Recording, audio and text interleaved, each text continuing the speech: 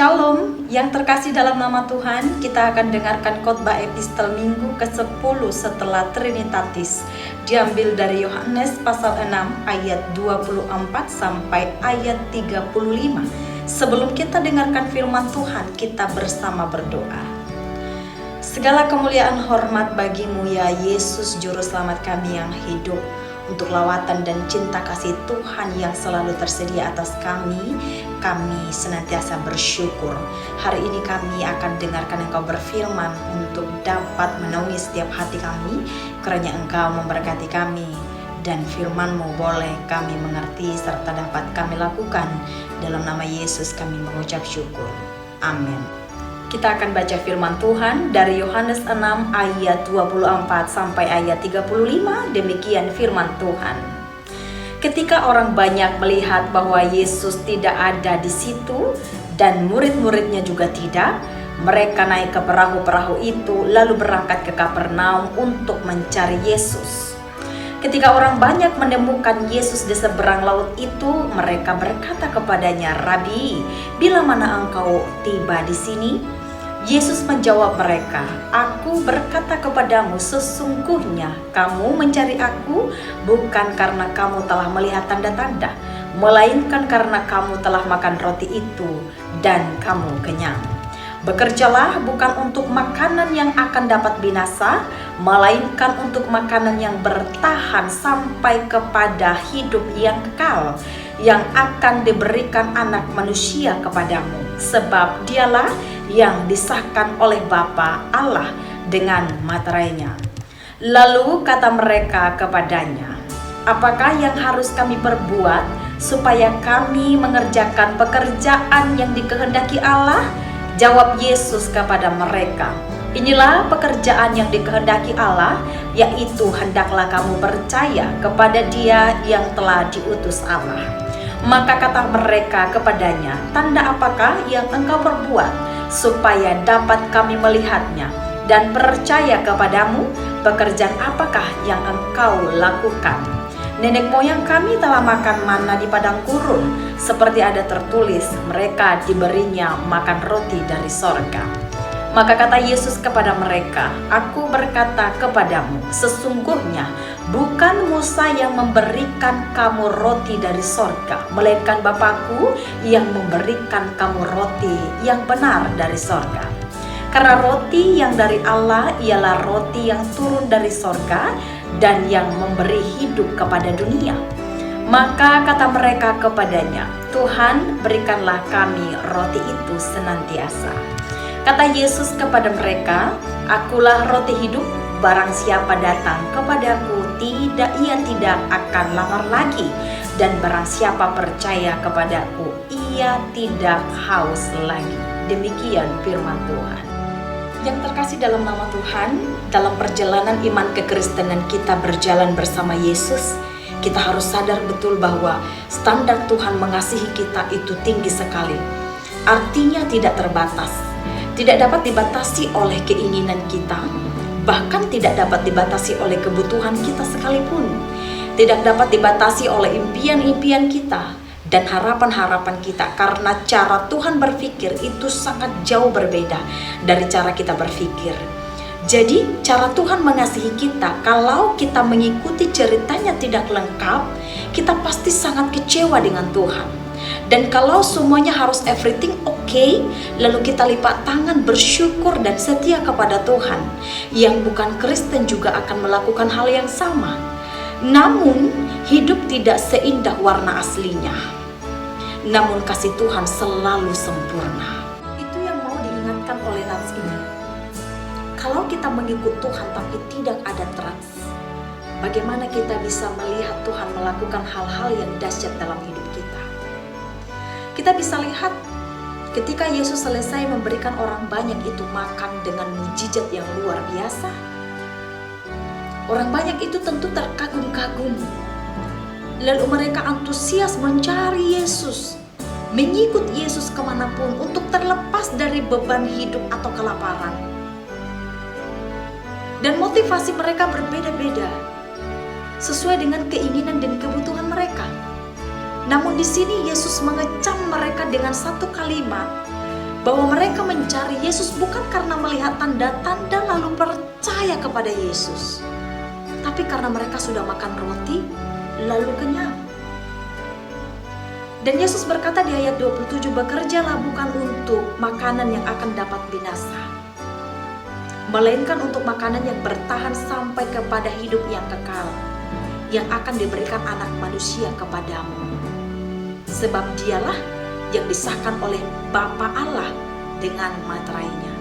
Di sini Yesus memberikan peringatan kepada mereka bahwa mengikut Yesus, mengiring Yesus tidak ada batasannya, apalagi hanya karena kebutuhan yang dapat binasa. Sebagaimana Yesus mengasihi dunia tidak ada batasannya, itu yang Yesus mau. Bagaimana kita bisa menaruh trust kita ini, iringan iman kita ini harus jelas tanpa ada batasan. Pengikutan kita ini harus jelas. Itu yang Yesus mau. Maka di ayat 28 mereka bertanya kepada Yesus, apa yang akan dapat kami perbuat supaya dapat melakukan pekerjaan yang dikehendaki oleh Allah?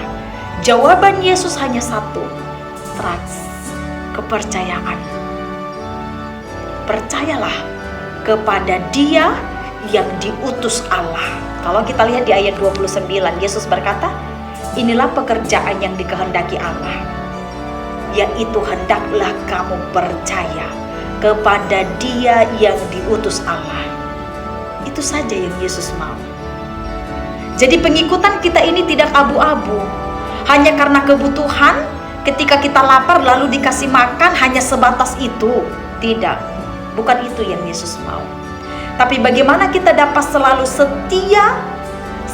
setia karena sampai kehidupan yang kekal, kebutuhan rohani.